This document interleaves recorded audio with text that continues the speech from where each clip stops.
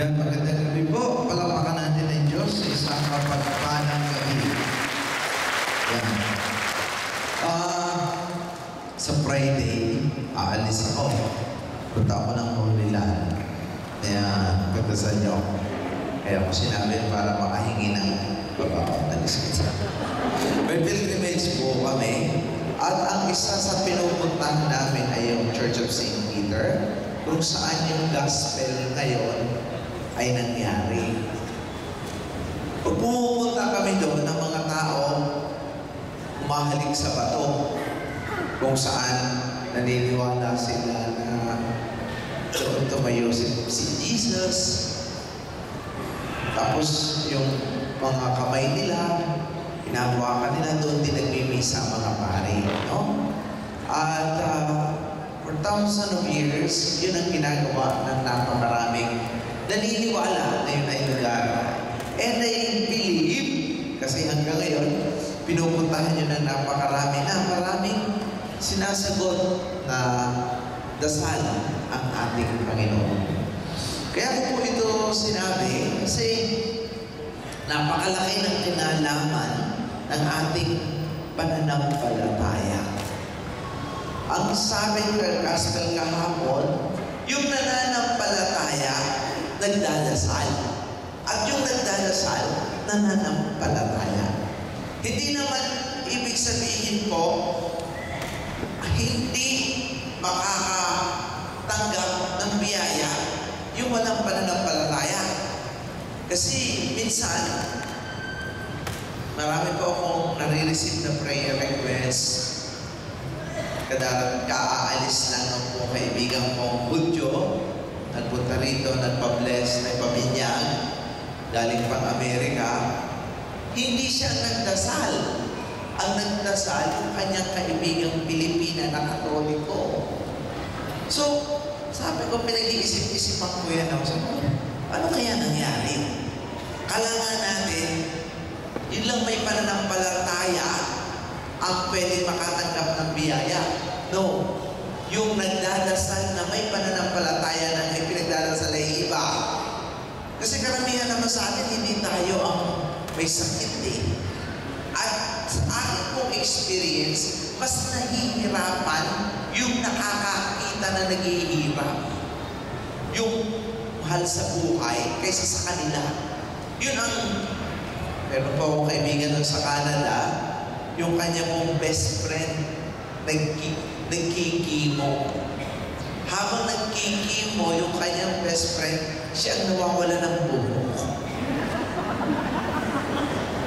Samantalang yung kinikimo, walang natatanggal na buhok. Gumaling, sasabi ko, yung may impact po, yung ating pagdadasal kahit kanino. So please do not underestimate somehow yung intercessory prayers. Sabi ko, ang dami ko pong hinihinga ng dasal. So kung makakahingi kayo ng dasal dahil kayo busy, dahil minsan wala kayong tiwala sa dasal nyo, do not trust on your prayers, you can ask someone that you trust. May kasabihan nga, the antidote of worries is trust. The cure for your worry is trust. Ay wala kang tiwala sa sarili mo. Ay may tiwala ka sa iba. So magpadasal ka sa iba. Amen? Naalala ko po nung ako'y unang-unang naghihiling mass sa Canada. May isang babae na nagka-cancer. Ang kanyang asawa, hindi Katoliko, pero mahal na mahal siya. So nagpasama itong babae.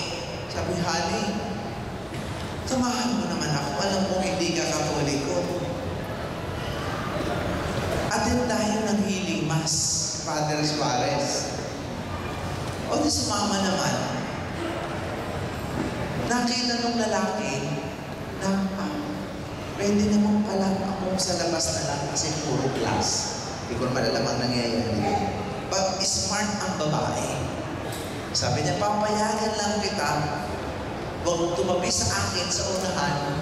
Pagkatapos ng misa at kumain tayo sa restaurant, ikukwento mo sa akin ang nangyari sa misa. Nung nakita niya, pwede na. Nanonood lang siya sa labas habang nagkakape-kape. Anyway, to make the story short, natapos ang mass, kumain sila. Sabi niya, honey, yung usapan natin, kung totoong umattend ka, anong nangyari sa misa, sa healing mass? Madali lang. Maganda pala ang misa. Inumpisahan ni Father Suarez na ganito, for those who have a headache and a stomachache and a shoulder ache, come to the altar. Di, sabi, parang naman nagbibiro lang. Pero, seryoso, pagkatapos nun, anong nangyari? Di nagdasal. Pagkatapos nagdasal, may bumasa kung paano gagaling. Tapos ipanaliwanag ng pare kung paano gagaling pa. Manampalataya, kung ano, gano'n. Pagkatapos, anong nangyari? Nagutom ang lahat sa haba ng paliwanag. Mabuti na lang may nagdala ng offer. Binigyan ko, ito sa'yo, ito sa'yo, ito sa'yo. Pagkatapos, anong nangyari? Natapos ang misa, ito sabi ng pare, wala na kayo sakit sa ulo, wala na kayo sakit ng tiyan, wala na kayo sakit ng balikat, umuwi na kayo. Mga kapatid, tayo hindi ganon ang mangyayari. Lalo na yung binabasa. Ang binabasa ay salita ng Diyos. Salita ng Diyos na dapat nating maunawaan. Salita ng Diyos na sana habang binabasa, kahit lumilipad ang ating isip, nakapokus tayo sa Diyos. At ang Diyos na yan magbibigay ng kaliwanagan sa ating pag-iisip. Kasi po, dalawang bagay ang nangyayari sa misa. W-O-N-D-E-R or W-A-N-D-E-R. W-O-N-D-E-R, kapag ka tayo nakafocus, we're experiencing the wonder of God. Yung isa, wonder. Nag-wondering, saan na kaya, ano na kaya nangyayari? Lumilipad ang isip. For those, yung po na mga nakita kong gumaling, ito po ang mga masasabi ko sa inyo, na naghahangad gumaling. Sila ay mayroong story. Istorya ng buhay. Kailangan po tayo mag-create ng istorya ng pananampalataya so that God will be glorified and you will know it is the Lord. Hindi po ako ang nagpapagaling, sinasabi ko po ito sa inyo. At dito po ako naniniwala na prayer works. Bigyan ko kayo ng example. I'm not a political priest. Ako healing lang ng healing, wala akong pakialam sa inyo. Nagkataon naman, hindi ko alam kung bakit yung sinasabi mo pinagtatagputan mo siguro ng mga stars sa langit. Noong Friday, ako po ay na-invite, ako po ay in-adopt ng batch 67 sa PMA. So ako yung lista. Nandun po ako sa Baguio, sa PMA, na host ay ang batch namin. Dahil po ako yung 67, 50 years old po ako. Nag-birthday po ako ng February 7. So 50 years old na ako. Anyway, to make the story short, ang ating pong mahal na presidente ang guest. Ewan mo ba naman kung bakit po ako pinaupo sa table number 1, pinaharap po ako nung magsasalita na ang presidente. Umawak na ako ng rosaryo. Sabi ko, Panginoon, huwag mo sanang magmura ang president. Tapos sabi ko, kasi pagka hindi nagmura kaming mga Katoliko, umurahin na naman ito. Pagkatapos ng kanyang Ni isang salitang mura, walang lumabas sa bibig niya. Sabi ko, Panginoon, ikaw po talaga ay totoo.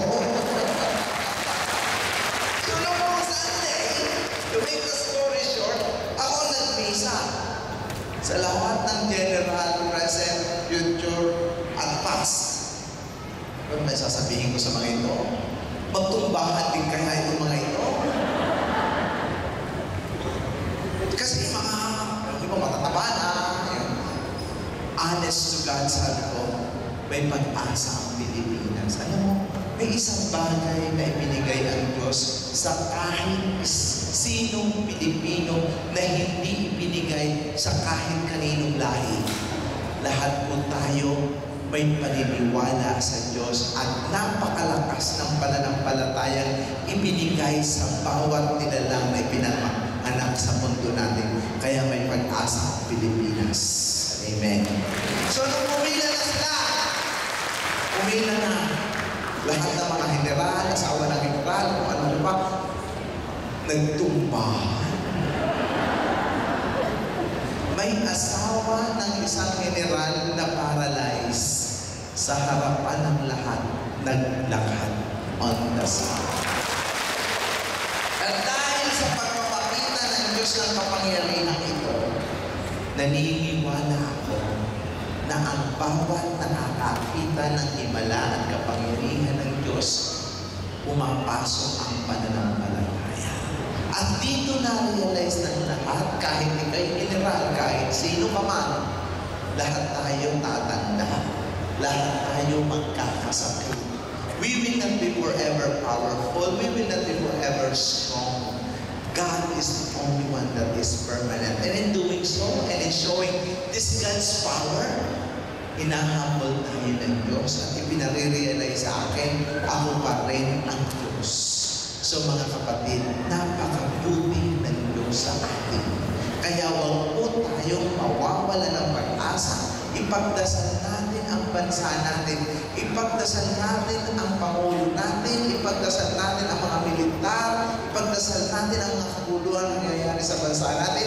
Dahil ang dasal lamang ang makakatulong para tayo makaraos sa pinagdaraanan natin. Wala nang iba.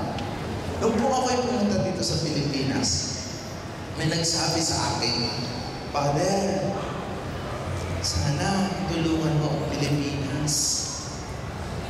Mahil ang Pilipinas. Okay, pumunta na sa Pilipinas, ang pumupunta naman sa akin mga may sakit. And you know what?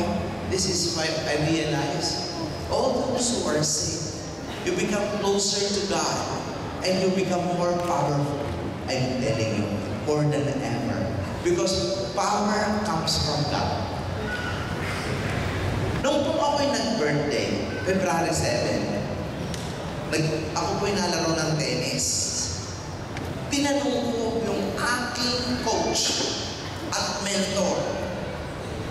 Sabi ko, turuan mo naman ako mag-serve.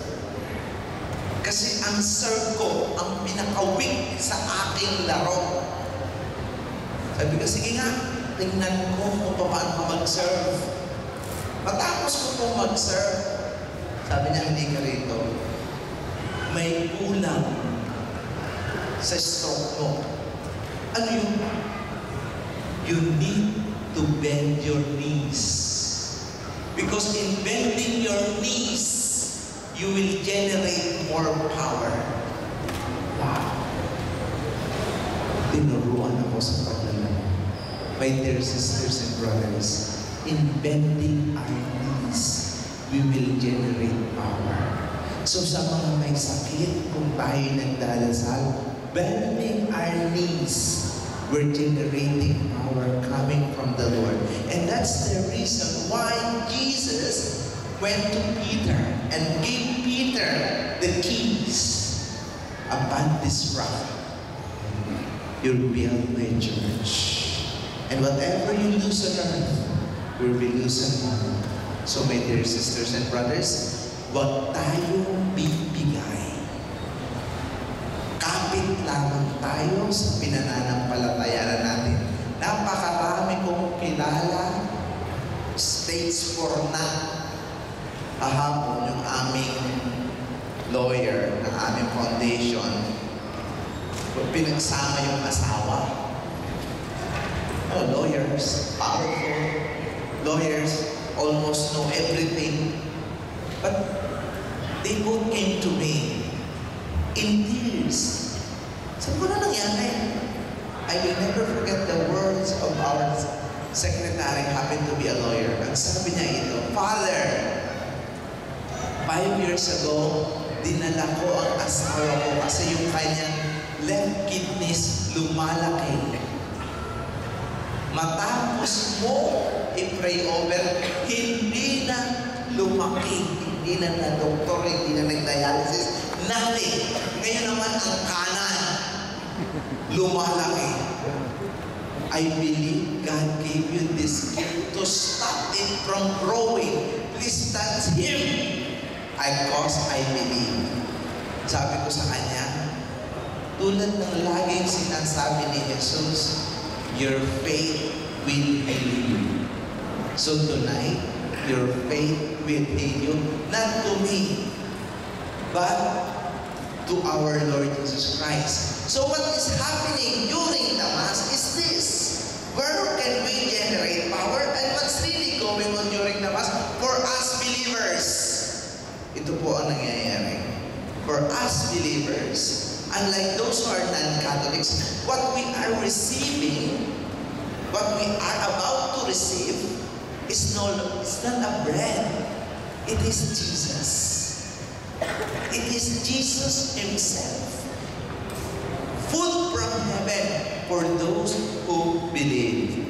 Yung pong pinantais ko, Hudyo, doon kami tumigil. We stop there. Are you going to believe that what you are now about to receive during the Mass is no longer the bread, but Jesus Himself? Wala po tayong problema sa Word of God. Because everybody, sabi nga ni Father, pagkatapos niyang basahin, the goodness of the Lord. Wala tayong problema yan, lalo-lalo na mga born again. Na Iglesia ni Cristo, dito tayo nagkakaproblema at dito tayo nagkakaiba. What we are about to receive is not just a mere bread. This is Jesus Himself. Do you believe?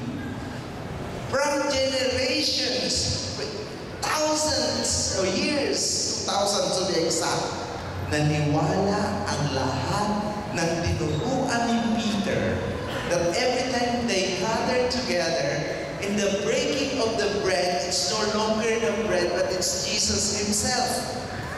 Kaya po ang sabi ng mga Protestante, kung ito'y pananampalataya, lahat ng pag-uusapan, mapalad ang mga Katoliko dahil naniwala sila na ang kakainin nila, tulad ng sinabi ni Jesus, is Jesus Himself. And this is where we can generate power. Dito po nagkakaiba. Dito po nagkakaroon ng tinatawag na distinction. And if you believe, kung ito talaga is matter of faith and believing, we are blessed. Because God, as what I said, gave us, not only me and you as priests, even the generals. Nung po kami magmimisa na, nagkaroon kami ng crisis. Mamumumunyon kaya lahat ito? Siguro pagkatapos ng misa ko, na-convince ko, Diyos ko po, pinulang kami sa osya. But God multiplies it the way it happened 2,000 years ago. Because God provides and everybody receive communion because they all believe. Amen?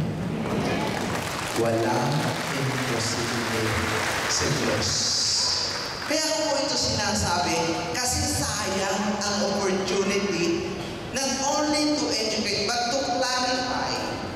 Ang dami kasing pwedeng i-clarify at pwede question it in terms of our faith and doctrines. But this faith and doctrine is not only biblical. It is by traditions, thousands of years naniwala na sila. Kaya, pagka po ako'y nag-healing mass, ang sinasabi ko, hindi ako ang nagpapagaling. Because there is this power flowing, not only from this altar, but from Jesus Himself. Because Eucharist is the highest form of worship, and in the Catechism, the source and the summit of our Christian life. Kung hindi po tayo magkakasama-sama at maniniwala katulad nito, unity is impossible. Kaya po, nung ko na-realize, sabi ko, differences mangyayari at mayu-unite lamang in the context of the Eucharistic celebration. Because of the very word of Jesus to Peter in His supremacy, kailangan magkaroon ng isang leader. Yes, we people in the church, we are not perfect. Sabi ko nga kami ang the most imperfect creature. But the church that was instituted by Christ is perfect. Hindi po ang tao, kung hindi mo ang kalahatan, alam ng Diyos ang magiging kahinaan ng lahat. Kaya nga po nung ako'y nagdasal, hindi nga nagmura si Duterte. Pagkatapos na hindi siya nagmura, tumakbo ako sa kanya, sabi ko, President, salamat po. Saan? Hindi ka nagmura. Na bakit ko na kaya nagawa yun? Ipinagdasal kita. Magdasal tayo.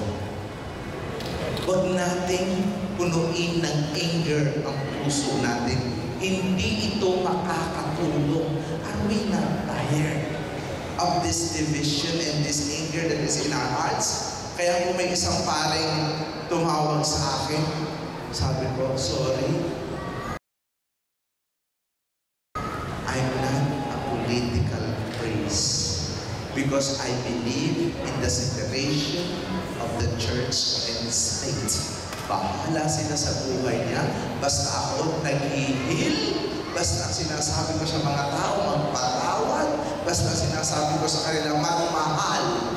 Bahala na sila. May mga isip naman kayo. I don't want to be. Mas matalino pa kayo sa akin. Basta alam ko lang mag-pray over. Magampanan ko ito. Salamat sa Diyos. Dahil idayad sa ako ng God, not as what? Not as a lawyer, but as a priest. And I always respect the autonomy of each and every human being. Each person is sacred. Kaya nga po pag may eleksyon sa aming pamilya, tinatanong ako ng nanay ko at ang bunso kong kapatid, bahala ka, pag-isipan mo. At ang sakala ng ganong attitude, nawala kang pakialam. Dahil sinasama ko ito lahat sa dasal, pero napakataas ng respeto ko sa autonomy and sacredness of every human being. And that's the way we should live our life. So may peace, walang gulo, walang kagulo, walang akala mo yung kung sino. Amen? Purihin natin ang Diyos. Please stand.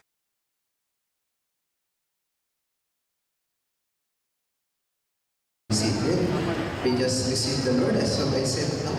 What we received is not just a mere bread. It was the very word of Jesus to Peter as well.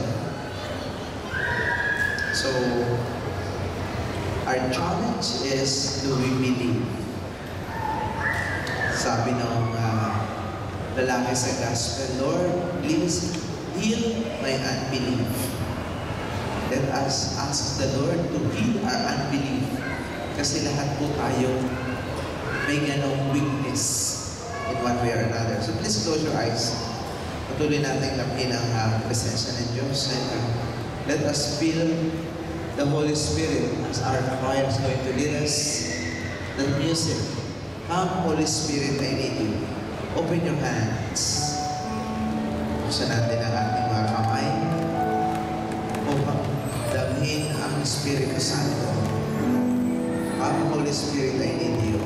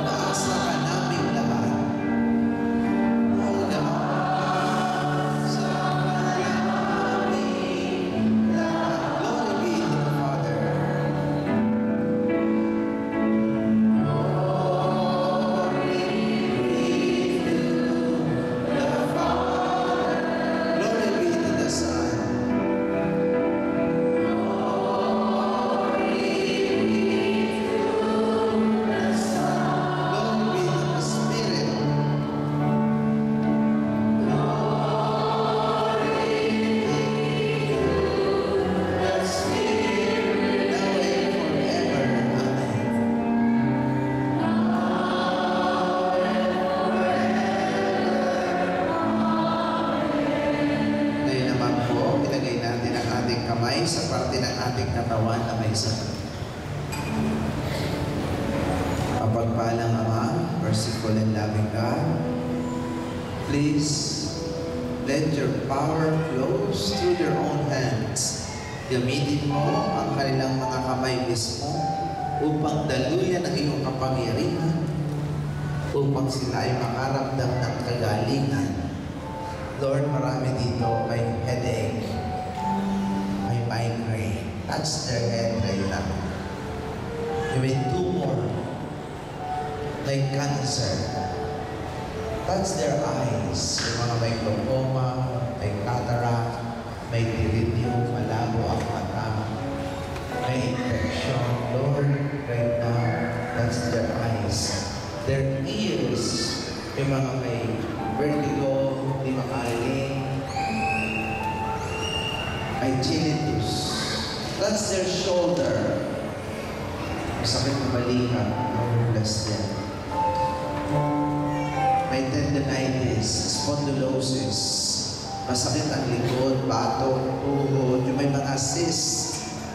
May myoma, may lymphoma, may leukemia, may high blood, mataas ang cholesterol. Lord, marami dito may arthritis, may gout, osteoporosis. Lord, bless them right now. Yung mga may skin allergy, may asthma, may sugar na hindi gumagaling, may heart ailment, mga baradong ugat, may epilepsy, hindi makatulog. Lord, bless them. May problem sa prostate. Lord, right now, bless them. Suffering from severe depression, grieving, mourning. Lord, bless mo po. Yung mga hindi magkaanak, bless mo rin. Yung ngayon po yung nagkikimo, hindi na ang katawan. Nagda-dialysis. Lord, bless and touch. Yung mga may thyroid problem, may goiter problem, may sinus problem, may TMJ,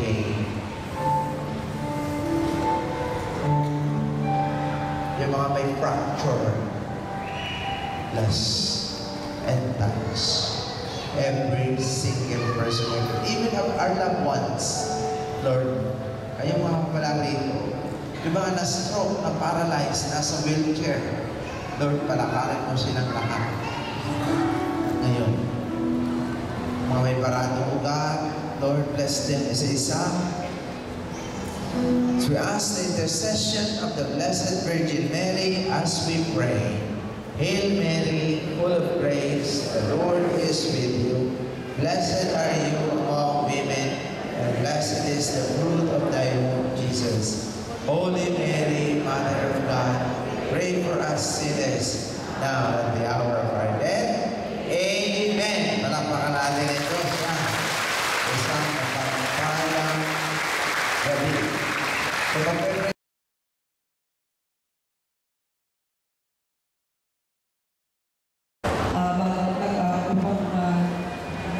Mag-misa, mag-ganyan, last the Father's Fathers. You know, my sister, nakakahiya sabihin, pero because of her ailment, hindi talaga siya nagsisimba. Parang negative tingin niya sa buhay niya. Kaya nagkakakulong, nabanggit ko sa kanya, huwag mamasakar Suarez, nakakagugas ko mo ni okay. Nagulat na lang po ako, nakita ko siya na nandito sa harapan. Actually, nag-wheelchair siya. And I've never seen my sister walk na nagsusolo na walang walker. Nung nakita ko siya dito, when Father's Fathers was starting in the Mass, I saw her, she was just crying. Siguro, parang nakita ko sa kanya na bumalik yung faith niya kay Lord. And then, nung hinawakan siya ni Father, sabi niya, ate, nihakap po ako ni Father. Pagkatapos sabi ni Father sa akin, pumikita ko, close your eyes. Tapos ate, naramdaman ko, naglalakad ako. I saw my sister, kasi nandiyan po ako sa librahan. I saw my sister walk nung walang crutches, and so I was really crying kasi I never saw my sister walk without a walker. Kasi sabi ko, I think faith talaga nagpakaling sa kanya. The next day, yung attitude ng kapatid ko sa bahay was already positive. I saw her with a smile, walking, nagmamayabang pa siya sa mga kapatid ko sa bahay. Nung naglalakad siya, sabi niya, ate, o tingnan niyo ako, naglalakad na ako. She's now in Australia, she's walking. Sabi ko nga, ate, sabi ko, kwento niya, because that story will help your faith to be healed. Sabi ko kanina, let us pray our unbelief. Ang makakahil ng unbelief ay truth of healing, yung mga nakarinig. Kasi faith comes from hearing. Kaya po mga disciples, during the time of Jesus, they never stopped talking for what they saw and heard about the miracle of Jesus. So yun po, kung may mga istorya kayo ng healing, magpunta kayo dito, mag-testimony para sa mga pananampalataya. Tulad ng sinabi niya, her sister, negative sa buhay, hindi po nagsisimba. Pero nung umattend ng misa, she started crying. The following day, she was a changed woman. Bagong tao. Positive na attitude. Ngayon po, yung nasa wheelchair, nasa walker, naglalakad na ng straight. Wala na sa akin. Amen.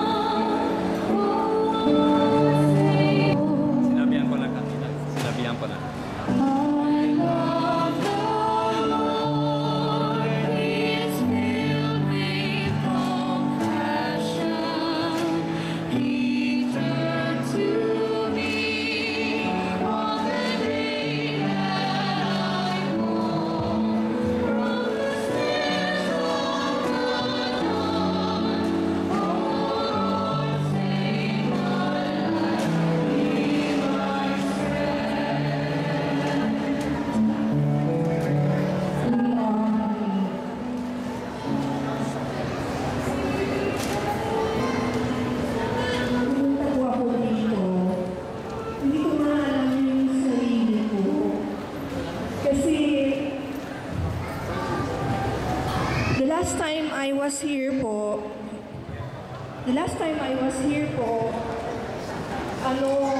Father, I texted him, and then tinawakan niya kung death mandibular ko po. And then, I gave him po the Sacred Heart prayer point dedicated for all of us na nakagaling din po sa akin. Marami rin po akong hirap sa buhay. Baka pa, dating hindi makalakad, hindi makapagsalita. Nalulungkot din po dahil kuminsan nakakarinig din ng sasakit ng mga salita nyo. Ganito na po tulong sa inyo. So, sa kalitang punto, sana yung mga maliliit na naitulong ko, para ko'y din. Maalala ko, parang ulang lang, tumaas ka pa rin. Dahil alam mo, ako po, may gusto igilig na matulong sa iyo, Panginoon. As I was healed, all my negative po,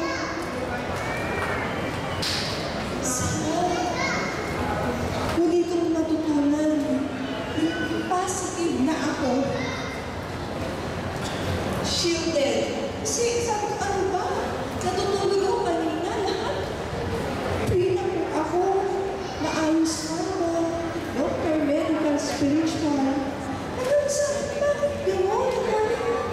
Negative na pumasok sa akin. I'm the kind of person which is not. Kaya ako, gusto ko, naglalito ako. Nagkuya ako. To be pure in spirit. I am real, Lord. Father, tulungan mo po ako.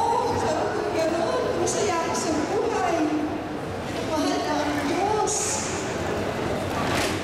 And in my tears kanina, tears of joy po noon, hindi dahil because of that, dinadagdagan ko lagi yung cross na yun, si Tess.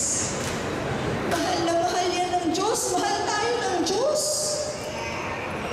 Kaya po natin sa sarili natin, huwag natin katakutan saan hirap yan. Kaya natin yan, be strong. I love you, my friend. Maraming salamat.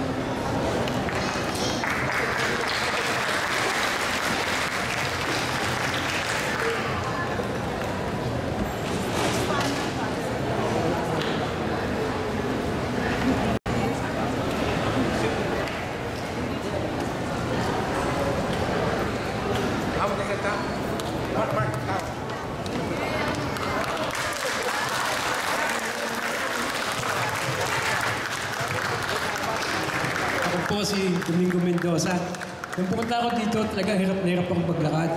Ngayon, okay rin ba yung lakad ko? Nagkakad.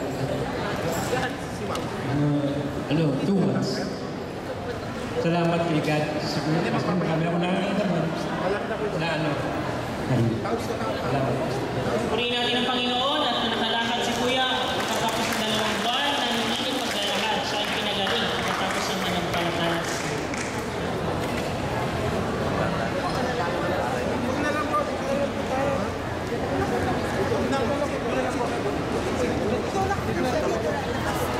Doon na po exit para mas malapit po. Doon na po para mas malapit.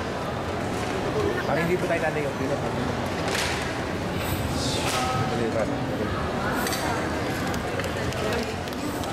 Ma'am, tatanggalin po natin. Doon na po tayo.